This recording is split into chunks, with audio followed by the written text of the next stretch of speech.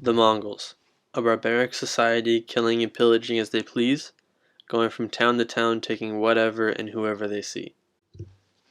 Is this statement true? Did they really do all these horrible things? Or is there more to the Mongols than what we have learned on the History Channel? In both life and war, the Mongols used many weapons and tools, but none were more effective and useful than the bow. A Mongolian bow, made from 3 layered materials of wood, horn, and sinew, in that order, sticking them all together with a glue-like adhesive, often made from various animal materials. In the graphic on screen, we can see these layers of wood, horn, and sinew in the bow itself. We can also see the different positions of the bow, with it unstrung, strung but at rest, and at full draw with an arrow loaded and ready to fire. This composite bow, as it is known today, would be the staple weapon of any Mongol soldier. Each and every Mongol soldier would be an expert archer, being able to execute a shot from their feet and on horseback. A Mongol soldier would have learned the way of the bow from a very young age, as the bow was not just a weapon to wage war with, but also a tool for survival. The bow was a tool used in everyday activities for the nomadic Mongol lifestyle, as it was their primary weapon and tool for when they were on the hunt. The Mongolian form of shooting involves pulling the string back using your thumb, often with a kind of ring to aid in the process as a sort of protection, since without something, your thumb would become very sore and even hurt without it. These thumb rings were often constructed using leather, but also bone or other materials like metal, perhaps on the more expensive side, in order to protect your thumb.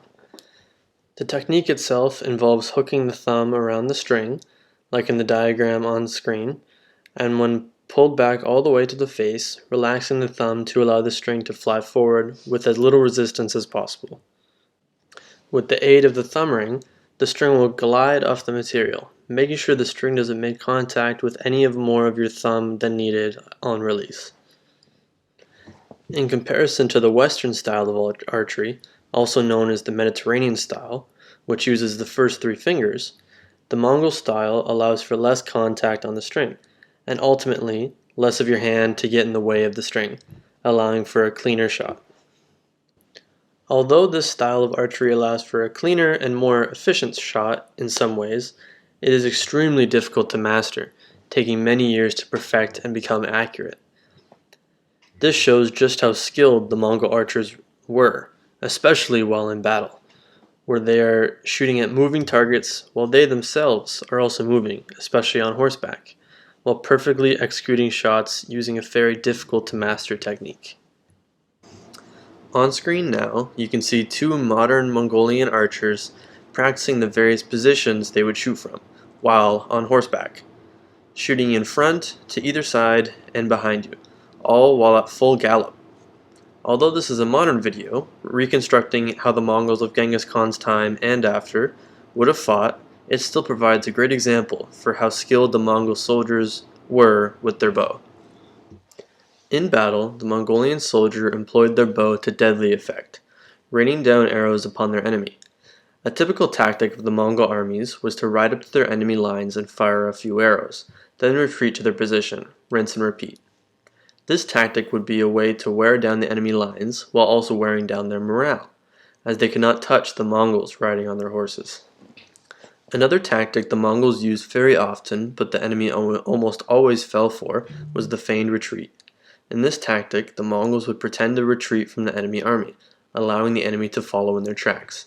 Some sources claim even after multiple days' worth of retreating, Mongols would have an ambush waiting for the enemy to walk right into, often in terrain advantageous for the Mongols wielding their composite bows.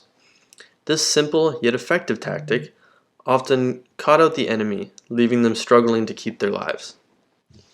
Although this tactic is a rather simple one at its core, it is one that has very rarely failed the Mongols, allowing them to wipe out entire armies in one fell swoop.